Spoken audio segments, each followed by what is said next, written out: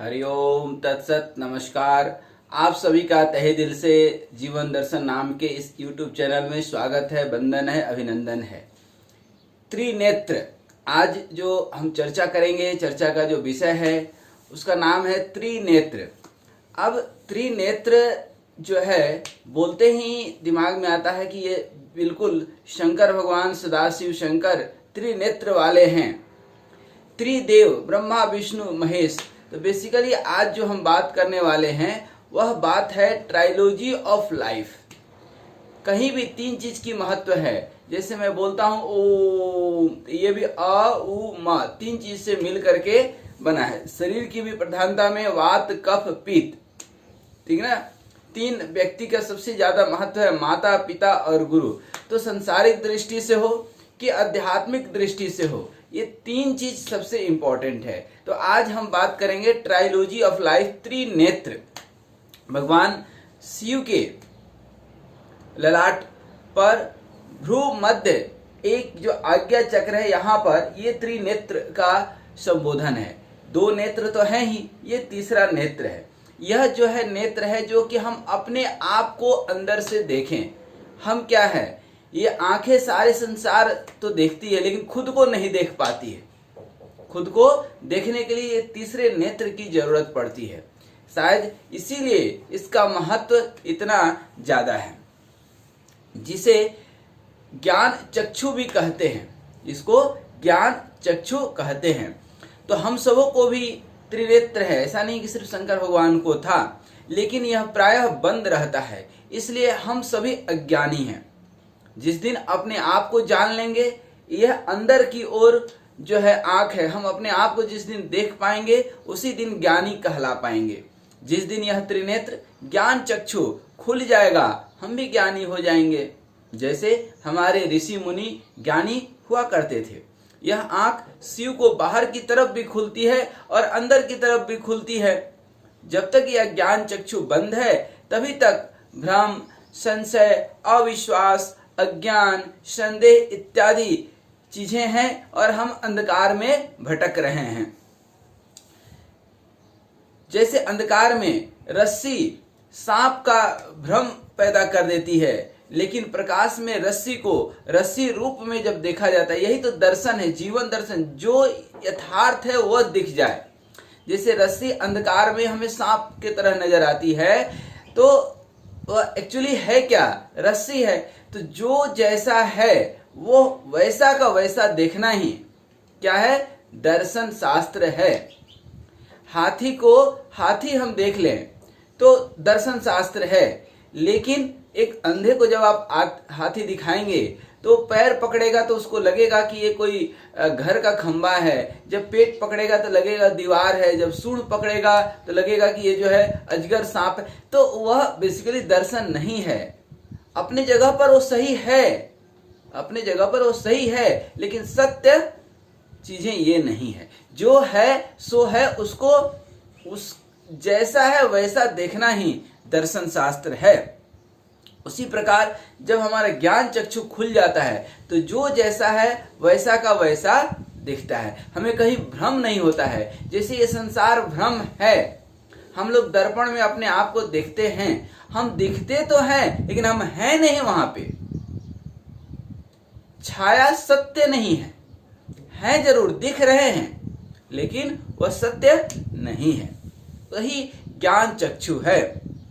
चीजें प्रत्यक्ष होकर के दिख जाती है इस ज्ञान चक्षु से। ये जो हमारे संसारिक चक्षु हैं उससे दुनियादारी दिखती है, इससे भ्रम, संदेह, ईर्ष्या, लालच सारी चीजें इसी आंख से है। ज्ञान चक्षु से ये सारी नकारात्मक चीजें खत्म हो जाती है। ज्ञान चक्षु खोलने के तीन उपाय हैं, क्योंकि ज्ञान चक्षु अभी तक हम लोग समझ चुके हैं। ज्ञान चक्षु जिस व्यक्ति का खुल गया उसको ज्ञान प्राप्त हो गया। और ज्ञान मतलब भगवान श्री कृष्ण गीता में कहते हैं कि ज्ञानी व्यक्ति मेरा ही स्वरूप है। तो परम ज्ञानी व्यक्ति साक्षात भगवान का स्वरूप हो जाता है। लेकिन इस ज्ञान चक्षु को कैसे हम खोल सकते हैं, तो इसको खोलने का तीन उपाय जो है हमारे शास्त्रों में बताया गया है। पहला है इच्छा शक्ति, दूसरी है संकल्प शक्ति और तीसरी है एकाग्रता की शक्ति, जिसको मेडिटेशन कहते हैं। तो सबसे पहले इच्छा शक्ति, उसके बाद संकल्प शक्ति। अब हम ये तीनों चीज बताएंगे। लोग शांति की इच्छा करते हैं, इच्छाओं को शांत नहीं करते हैं। इस इंद्रियों को हम संयमित नहीं कर पाते हैं कहीं ना कहीं। यह तो हम लोग रोज देखते हैं कि इच्छा शक्ति के बिना कुछ भी संभव नहीं है। एक घर तभी बनता है जब बनाने की इच्छा शक्ति होती है। हमें कुछ प्राप्त करने की जब इच्छा शक्ति होती है तो चीजें हमें मिलती हैं। जो भी संसारिक या आध्यात्मिक कार्य संपादित होते हैं, जब तक इच्छा शक्ति प्रबल नहीं होगी तब तक कोई काम नहीं हो सकता है। उस काम के लिए कामना उत्पन्न होना अति आवश्यक है। अतः हम सत्य को देख सकें, इसकी भी हमारी इच्छा शक्ति जागृत होनी चाहिए। नहीं जागृत होगी तो हम सत्संग नहीं करेंगे, हम भगवान का भजन नहीं करेंगे, और जब तक नहीं करेंगे तब तक मिलेगी कहाँ से, ज्ञान मिलेगा कहाँ से?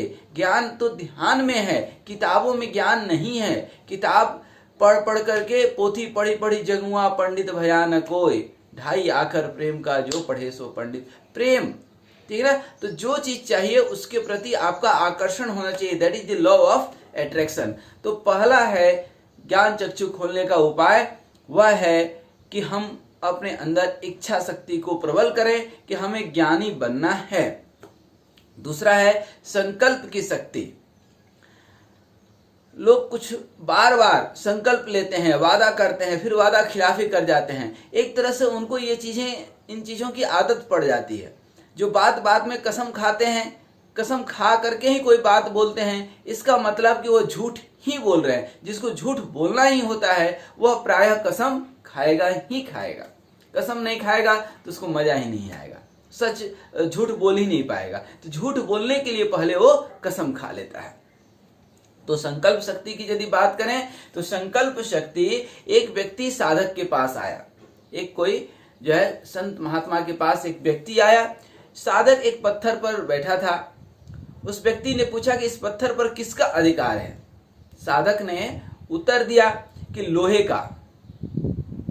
इस पत्थर पर किसका अधिकार है? लोहे का। जब लोहे का हथौड़ा चलता है तो पत्थर चूर चूर हो जाता है, तब फिर लोहे पर किसका अधिकार है? साधक ने कहा अग्नि का, क्योंकि अग्नि चाहे तो लोहा को पिघला सकती है। अब अग्नि पर किसका अधिकार है? तो पानी का, क्योंकि वह आग को बुझा सकती है।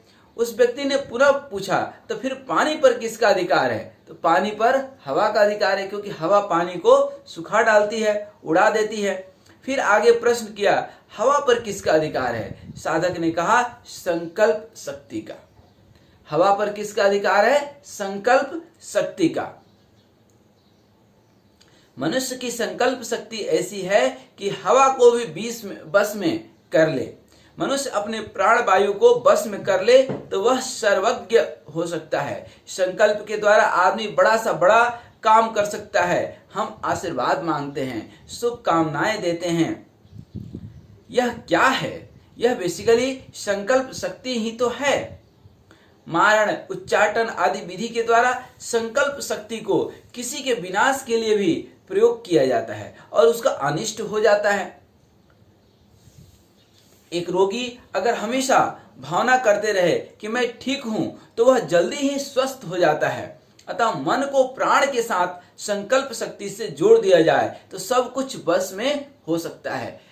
सिर्फ विचार करना है, आपको विचार को जो है मजबूत करना है, यही संकल्प शक्ति है। और विचार को मजबूत करने की, संकल्प को जो है संकल्पित करने की सबसे बढ़िया विधि है कि आप अपनी श्वास पूरी तरह से छोड़ दें। 100% कभी नहीं छोड़ सकते हैं। जितना आप छोड़ सकते हैं उतना छोड़ दीजिए। कितना भी आप छोड़ेंगे तो कुछ सांस बची रहेगी।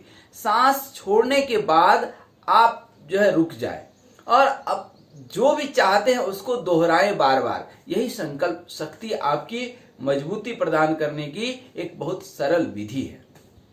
फिर तीसरी जो विधि है ज्ञान चक्षु को जगाने की, पहली क्या थी? इच्छा शक्ति, दूसरी है संकल्प की शक्ति और तीसरी है एकाग्रता, ध्यान। मन का स्वभाव होता है चंचल होना। अर्जुन कृष्ण से कहते हैं कि दुनिया में मन को रोकना मतलब हवा, अपने प्राण वायु को रोक लेना जैसा है। कृष्ण भगवान कहते हैं बिल्कुल है, लेकिन अभ्यास से इसको अपने बस में किया जा सकता है, स्थिर किया जा सकता है, एकाग्र किया जा सकता है, कंसंट्रेट किया जा सकता है, फोकस किया जा सकता है। बस जरूरत है पहले दो की, इच्छा शक्ति की और संकल्प शक्ति की। एकाग्रता तो धीरे धीरे अपने आप आएगी। कहीं एक जगह पर अधिक तक समय तक ठहरता ही नहीं है। मन का ये स्वभाव है, बहुत ही चंचल है।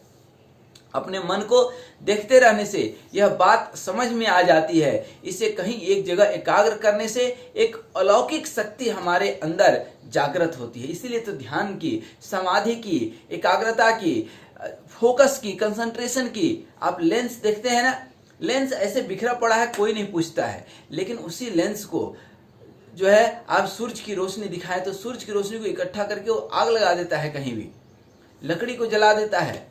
तो ये क्या है? एकाग्रता की शक्ति है। इसी का नाम साधन है, और इस साधन को जो करता है वही साधक है। मन को एकाग्र करने के लिए जो प्रयास है वही साधना है, तपस्या है, व्रत है, नियम है, या में सब कुछ यही है। मन को एकाग्र करने के लिए ही सारे धर्म, सारे संप्रदाय बनाए गए हैं। हाँ, ये अलग बात है समय के साथ उस संप्रदाय के लोग कहीं और ही भटक गए हैं, उनको मतलब नहीं है, फॉर्मेलिटी बन गई है, सिर्फ परंपरा को निभा रहे हैं लोग। धर्म को बहुत ही कम लोग समझते हैं। चाहे वो किसी भी धर्म के लोग हों, 2-4% भी समझ गए तो बहुत बड़ी बात है। किसी किसी कौम में तो ऐसे लोग हैं कि 1-आध% क्या, 1-आध लोग भी मुश्किल से समझते हैं। हमेशा वो उल्टा ही समझेंगे, क्योंकि उनका स्वभाव ही वैसा हो गया है, संस्कार ही वैसा हो गया है। लेकिन हकीकत यह है कि सारे धर्मों का सार यह है कि मन को एकाग्र करके हम उस मन को परमात्मा में लगा दें। सबसे पहले इसकी विधि यदि हम बात करें तो सबसे पहले मौन रहना सीखें, मितभाषी हों, कम से कम बोलें, जरूरत पड़ने पर ही बोलें, आंख बंद करके रखें, क्योंकि कुछ देखने से मन वहां तो चले ही जाएगा। और कई बार तो ये भी होता है कि आंख बंद करने के बाद मन और जल्दी जाता है, तेजी से जाता है, उसको भी धीरे धीरे रोकना है। यही तो ध्यान है। गुरु के द्वारा बताए मंत्र का विधि पूर्वक जाप करें। अब गुरु जी मंत्र बताए हो तो ठीक है, अन्यथा मैं एक छोटा सा मंत्र बता देता हूं। ओम, सिर्फ एक ये गुरु मंत्र आप ले लें, ये वैदिक मंत्र है। ओम, यही जपे मन के अंदर, अपने श्वास को, अपने विचार को और पूरे के पूरे मन को, हृदय को ओम पर टिका दें। मन ओम के अलावा कुछ आए ही नहीं। पहले हो सकता है आप राम राम बोले, हरिओम बोले, सब कुछ बोलिए, लेकिन धीरे धीरे ओम पर आकर के चीजें टिक जाएंगी। और ये भी ओम भी एक दिन गुजर जाएगा, आप वहां से भी शून्य की ओर आगे बढ़ जाएंगे, ब्रह्म लीन हो जाएंगे, समाधि की अवस्था प्राप्त कर लेंगे। उस गुरु मंत्र का पहले जाप करना शुरू कीजिए, तभी संभव है। अचानक से आप सोचेंगे कि समाधि लग जाए, खूब ध्यान लग जाए, यह संभव हो ही नहीं सकता है। हर चीज का स्टेप है। आप 10वीं पास करेंगे तब 12वीं में एडमिशन लेंगे, तब ग्रेजुएशन करेंगे, तब जो है पीजी करेंगे, तब पीएचडी करेंगे। आप सोचिए कि हम पहले पीएचडी कर लें, हमें पीएचडी करने में जो है इंटरेस्ट है। अरे भाई, पहले का तो सीढ़ी पार कीजिए। मूर्ख लोग यही चीज नहीं समझते हैं और बाद विवाद में फंसते भी और फंसाते भी हैं। कायर बुजदिल मूर्खों की बस की बात नहीं है ये ध्यान, यह धर्म सीखना और सिखाना। ये तो किसी ज्ञानी पुरुष, किसी साहसी व्यक्ति जो विचार को स्वयं में, अकेले में, आनंदित एकांत में जो मजा लेने वाले लोग हैं वही कर सकते हैं। मन को शून्य में जो है, मन तो भटकता है, मन भीड़ का हिस्सा बना रहना चाहता है। अहंकार, आत्म प्रशंसा, आलस, प्रमाद, इन सब चीजों से जो है, ईर्ष्या, लोभ, जलन, इन सब चीजों से घिरा पड़ा है। इन सब चीज से समेट करके सबसे पहले ओम पर टिकाइए। सबसे पहला क्या है? एकांत में बैठिए, अकेले नहीं, एकांत में। एकांत में जब आप बैठते हैं तो वहां पर परमात्मा भी आपके साथ होते हैं। अकेलापन और एकांत में दोनों में फर्क है। अकेलापन में डिप्रेशन आता है, ठीक है ना, और एकांत में भगवान का ब्लेसिंग आता है। तो आप एकांत में बैठें, मितभाषी बने, कम बोलें, धीरे धीरे मौन हो जाए, मत बोले, मन को रोक लेना है, इसी को तो हम मुनि कहते हैं। फिर आंख बंद करके और गुरु मंत्र जपना है। गुरु मंत्र क्या है? ओम। सांस लेते जाते सांस के ऊपर टिका दीजिए। कुछ देर के बाद आपका ओम भी सुनने में चले जाएगा और सांस भी सुनने में चले जाएगा, आप भी स्वयं सुनने में चले जाएंगे, ब्रह्मलीन हो जाएंगे। लेकिन यह इतना जल्दी नहीं होगा। इसको हो सकता है मैं पिछले 15-20 साल से जो है अभ्यास करते करते थोड़ी दूर तक पहुंचा हूं, तो आपको भी ये समय तो लगेगा, हड़बड़ाने से काम नहीं चलेगा। करत करत अभ्यास ते जड़मती होत सुजान, रसरी आवत जात ते शिल्पेर पड़त निशान। यह जो पूर्व जन्मों का हम लोग का संस्कार है, मानव योनि है, न जाने कितने दुख दरिद्रता से गुजरते हुए, न जाने अनेकों संसार के उलझनों से उलझते हुए हम लोग जीवन जीते हैं। ये सारे कहीं न कहीं हमारे स्मृति में समाये हुए रहते हैं। अनेकों प्रकार के लोगों से बोलते हैं, मिलते हैं, जो है वाद विवाद सब कुछ होता है, और ये सारी चीजें उस समय ज्यादा आती है जब आप आंख बंद करके बैठते हैं। और यही कला है कि इन सब चीजों को एक तरफ रखिए और ओम के अलावा कुछ होगा ही नहीं। ओम मैं हूं, ब्रह्म मैं हूं, अहम ब्रह्मास्मि, मैं ही ब्रह्म हूं, ये भाव धीरे धीरे आने लगेगा। और मैं ब्रह्म हूं, और यह ब्रह्म हर व्यक्ति के हृदय में है, और ब्रह्म का मैं हो गया, ब्रह्म मेरा हो गया, ब्रह्म से मुझे प्यार हो गया, तो हर व्यक्ति के हृदय में ब्रह्म है, तो हर व्यक्ति से प्यार हो जाएगा। यही तो जीवन का आनंद है। तो इस तरह से ध्यान की ये तीसरी विधि है। पहला विधि मौन, दूसरा आंख बंद करके एकांत में बैठ जाइए, और तीसरा है ओम का जाप करना। ठीक है ना। आप यदि अंदर ही अंदर जपने में दिक्कत हो रही है तो शुरू में आप बोल कर सकते हैं ओम ओम। इससे न्यूरॉन्स आपके सारे एक्टिव हो जाते हैं जब आप बोल करते हैं तो। ठीक है। उसके बाद जप करते समय आप किसी देवता का ध्यान कर सकते हैं। हालांकि ये मेरा मानना है कि आप जब बैठते हैं तो यह अनुभव करें कि हम समुद्र में बैठे हैं कहीं, या कहीं खुले स्थान पर, आप जंगल में या कहीं पार्क में अकेले बैठे, एकदम शून्य, चारों तरफ वातावरण शून्य है, कि कोई मूर्ति या किसी का ध्यान मत लाइए, ओम, सिर्फ इसके अलावा कुछ नहीं। यदि बीच में कोई चिंता आ जाए तो परेशान नहीं होना है। कहीं कोई हल्ला कर रहा है तो क्रोध नहीं, क्योंकि जो है कोई कहता है कि अरे वो तो हल्ला करते रहता है, मुझे तो आवाज तक नहीं आती। ये गलत बात है। आवाज तो आएगी, कान खुला है तो आवाज तो आएगी, लेकिन उससे आपको डिस्टर्ब नहीं आना है, उससे क्रोध नहीं होना है। वो चीजें चलती रहेंगी, आपको अपना काम करना है। अंधकार आती रहेंगी, आपको तो अपनी जो है दिया जलाए रखना है बस। कम से कम ये 1 घंटा रोज अभ्यास करेंगे और 10 साल 15 साल तक करेंगे, तब जाकर के कहीं कुछ। अब मुझे जाकर के थोड़ा बहुत अनुभव हो रहा है, पिछले 20 साल 25 साल से करते आ रहे हैं, तो पिछले 15 साल 20 साल से करते, उससे भी ज्यादा से, ठीक है।